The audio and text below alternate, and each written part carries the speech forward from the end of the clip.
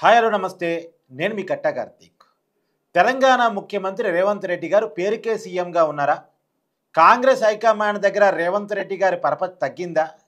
Jubilee Hills by ఎలక్షన్‌లో క్యాండిడేట్‌ను కూడా ఆయన సెలెక్ట్ చేయలేని పరిస్థితుల్లో ఉన్నారా?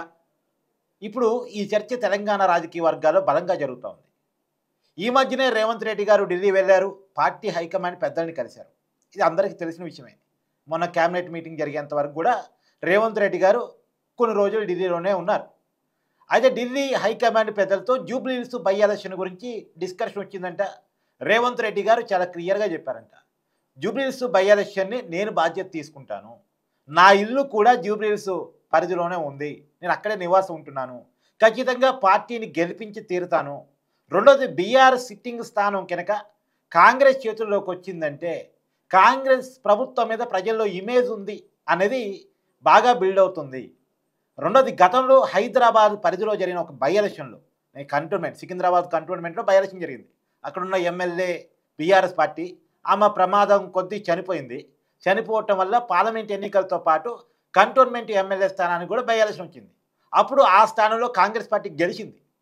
కాబట్టి ఇప్పుడు జూబ్లీహిల్స్‌లో కూడా కాంగ్రెస్ పార్టీ గెలిస్తే కాంగ్రెస్ ప్రభుత్వం మీద ప్రజలు పాజిటివ్‌గా ఉన్నారు అనేటువంటి ఒక సంకేతం పోద్ది. అది జీహెచ్ఎంసీ ఎన్నికల మీద కూడా ప్రభావం పడింది.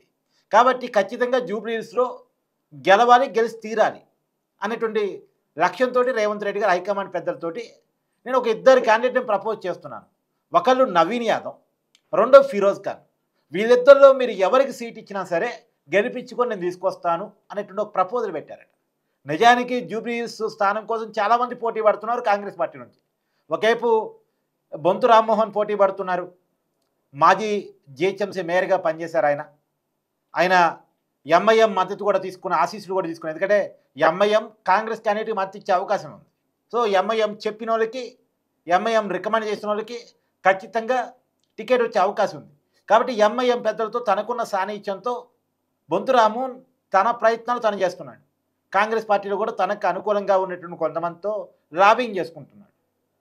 ఇంకో పక్క రేవంత్ రెడ్డి నవీన్ యాదవ్ పేరు, ఫిరోజ్ ఖాన్ పేరు, అంటే ఒక మైనార్టీ ఇచ్చే కాడికి వస్తే ఫిరోజ్ ఖాను, లేదు అంటే ఒక లోకల్ క్యాండిడేట్ నవీన్ యాదవ్, వీళ్ళ పేర్లు రేవంత్ రెడ్డి ప్రపోజ్ చేస్తున్నాడు. సరే అజారుద్దీన్, నేను కదా మొన్న ఎన్నికల్లో ఇక్కడ నుంచి పోటీ చేశాను, బై ఎలక్షన్ వచ్చేసరికి నన్నట్టు వదిలిపెడతారు అని తనకి హైకమాండ్తో ఉన్న పరిచయాలతోటి అజారుద్దీన్ కూడా తనదైన ప్రయత్నాలు చేస్తున్నాడు. నిజానికి 2023 అసెంబ్లీ ఎన్నికల్లో జూబ్లీహిల్స్ స్థానం నుంచి అజారుద్దీన్ పోటీ చేశారు. కాబట్టి మళ్ళా బై ఎలక్షన్ వచ్చింది కాబట్టి నాకే ఇవ్వాలని ఆయన ప్రయత్నాలు ఆయన చేస్తున్నారు. ఇప్పుడు రేవంత్ రెడ్డి గారు మాత్రం ఒక ఇద్దరు పేర్లు హైకమాండ్ దగ్గర ప్రపోజల్ పెట్టారట. కానీ కాంగ్రెస్ పార్టీ రేవంత్ రెడ్డి ప్రపోజల్ని కొంత తిరస్కరించినట్టు పక్కన పెట్టి మీరు బాధ్యత తీసుకుంటామంటున్నారు, కానీ మీరు మీ సిట్టింగ్ స్థానం మల్కాజ్గిరి పార్లమెంట్ స్థానం బాధ్యత తీసుకున్నారు కానీ ఓడిపోయింది కదా. మన పార్లమెంట్ ఎన్నికల్లో మల్కాజ్గిరి రేవంత్ రెడ్డి గారి సిట్టింగ్ స్థానం. మొన్నదాకా మల్కాజ్గిరి ఎంపీగా రేవంత్ రెడ్డి గారే ఉండేవాళ్ళు. మన అసెంబ్లీ ఎన్నికల్లో ఎమ్మెల్యేగా పోటీ చేసిన తర్వాత ముఖ్యమంత్రి అయిన తర్వాత ఆ ఎమ్మెల్యే పదవికి రేవంత్ రెడ్డి గారు రాజీనామా ఇచ్చారు. మొన్న పార్లమెంట్ ఎన్నికల్లో అక్కడ నుంచి ఈటెల రాజేందర్ గారు గెలుపొందారు. కాంగ్రెస్ పార్టీ ఓడిపోయింది. సో మీ సిట్టింగ్ స్థానంలో మన పార్టీని గెలిపించలేకపోయారు కదా అని చెప్పేసి కాంగ్రెస్ పార్టీ హైకమాండ్ పెద్దలు అడిగారట. దానికి రేవంత్ రెడ్డి గారు, నిజమే అండి, నేను పోటీ చేసినప్పుడు నేను కాబట్టి గెలిచాను. హైదరాబాద్ సిటీలో మన పార్టీ కొద్ది తక్కువ ఉంది, మన పార్టీ క్యాడర్ లేదు. మొన్న అసెంబ్లీ ఎన్నికల్లో కూడా రూరల్లో మనం గెలవటం వల్ల మనకు అధికారం వచ్చింది, కానీ హైదరాబాద్ సిటీ పరిధిలో మనం గెలవలేకపోయాం. ఆ ప్రభావం మన పార్లమెంట్ ఎన్నికల మీద కూడా పడింది. హైదరాబాద్ సిటీలో మనకి జనాల్లో పెద్ద క్రేజ్ లేదు. అర్బన్ ప్రజలు మన వైపు చూడట్లేదు, కొంత బీజేపీ వైపు చూశారు. అందుకనే 2 పార్లమెంట్ స్థానాలు కూడా, సికింద్రాబాదు పార్లమెంట్ స్థానం కానీ మల్కాజ్గిరి పార్లమెంట్ స్థానం కానీ 2 పార్లమెంట్ స్థానాలు బీజేపీ గెలిచింది. అది ఏదో కవర్ చేసుకునే ప్రయత్నం రేవంత్ రెడ్డి గారు చేశారట. సరే పోనీ మీ సిట్టింగ్ స్థానం వదిలేయండి, మీ జిల్లా పరిస్థితి ఏంది? మహబూబ్ నగర్లో కూడా కాంగ్రెస్ పార్టీని గెలిపించలేదు కదా. తెలంగాణలో మొట్టమొదట ఎంపీని ప్రకటించింది అభ్యర్థి, అంటే ఎంపీ అభ్యర్థిని ప్రకటించింది మీ జిల్లాలోనే. మీరే ప్రకటించారు. మరి మీరే ప్రకటించారు, మీ జిల్లా నుంచే ప్రకటించారు ఎంపీ అభ్యర్థుల్ని. మీ సొంత జిల్లా మహబూబ్ నగర్ ఎంపీని కూడా మీరు గెలిపించలేకపోయారు కదా. అక్కడ కూడా మీరే బాధ్యత తీసుకుంటా అని చెప్పారు కదా. మీరు బాధ్యత తీసుకున్న మహబూబ్ నగర్ ఎంపీని మీరు ఎందుకు గెలిపించలేకపోయారు? ఎందుకంటే కాంగ్రెస్ పార్టీకి ఎమ్మెల్యేల కంటే ఎంపీలు ఇంపార్టెంట్. కేంద్రంలో అధికారంలో రావాలని కాంగ్రెస్ పార్టీ గత కొన్నాళ్ళుగా తాతాలాడుతుంది. 2014 నుంచి కేంద్రంలో అధికారాన్ని మిస్ అయింది కాంగ్రెస్ పార్టీ. సరే, కాంగ్రెస్ పార్టీకి సొంతంగా అధికారం వచ్చే పరిస్థితి రాకపోయినా కూటమి ద్వారా అధికారం రావాలని ఇండియా కూటమిని కట్టింది ఎన్నికల కంటే ముందు. కాంగ్రెస్ పార్టీకి దేశవ్యాప్తంగా ఎంపీలు పెరిగిన మాట వాస్తవమే, కానీ అధికారం వచ్చేంత కాదు. నిజానికి కాంగ్రెస్ పార్టీ ఇంకొన్ని ఎంపీ సీట్లు సాధించుకుంటే బాగుండేదని ఆలోచిస్తూ ఉంది. ప్రధానంగా వాళ్ళు అనుకున్న రాష్ట్రాల్లో కర్ణాటక కానీ, తమిళనాడు అంటే వచ్చాయి, కానీ కర్ణాటక కానీ, తెలంగాణ కానీ వాళ్ళు అనుకున్న ఎంపీ స్థానాలు రాలే. తమిళనాడులో కూడా డిఎంకే ఉంది కాబట్టి వచ్చాయి.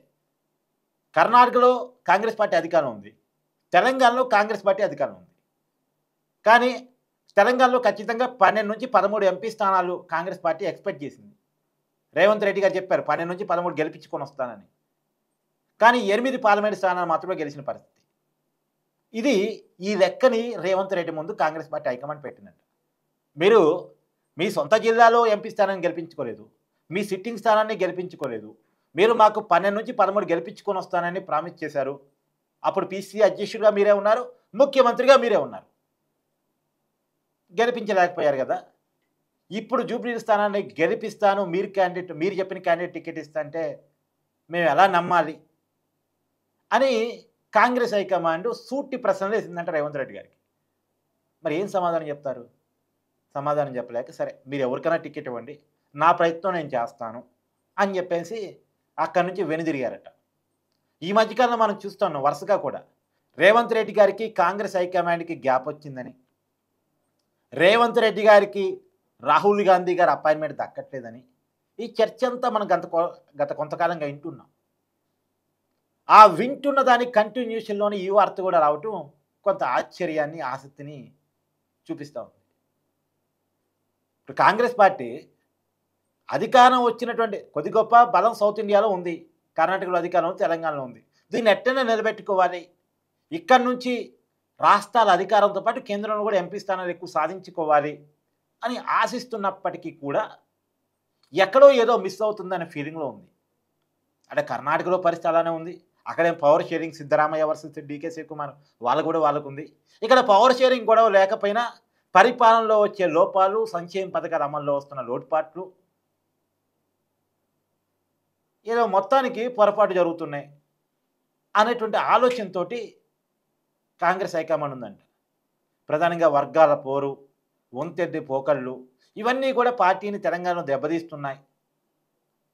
అనతి కాలంలోనే అసంతృప్తిని మూటగట్టుకుంటున్నాం. ఈ ఉన్న రాష్ట్రాలు కూడా పోతే కాంగ్రెస్ పార్టీకి ఇంకెక్కడుంది అనేటువంటి ఆలోచనలో కాంగ్రెస్ హైకమాండ్ ఉందంటే అక్కడే రేవంత్ రెడ్డి గారి మీద కొంత అసంతృప్తిని కాంగ్రెస్ హైకమాండ్ వెళ్ళగక్కుతుంది. ఇదే అంటే తీసుకునే బాధ్యతలు వేరు, ఆ బాధ్యత నిర్వహణలో వస్తున్నటువంటి ఫెయిల్యూర్స్ ఇంకోలా ఉంటున్నాయి అనేటువంటి బాధని హైకమాండ్ కాంగ్రెస్ లోకల్ లీడర్ దగ్గర వ్యక్తం చేస్తూ ఉంది అనేటువంటి చర్చ మాత్రం బలంగా జరుగుతుంది. మరి చూడాలి కాంగ్రెస్ హైకమాండ్ ఇలాంటి అసంతృప్తిని వెళ్ళగక్కుతున్నటువంటి వేళ రేవంత్ రెడ్డి గారు ఎలా ఉంటారు, ఏం చేస్తారు, అసంతృప్తిని చల్లబరుచుకోవడానికి ఏ రకమైనటువంటి విధానాలతో ముందుకెళ్తారు ఏంటి అనేది చూడాలి.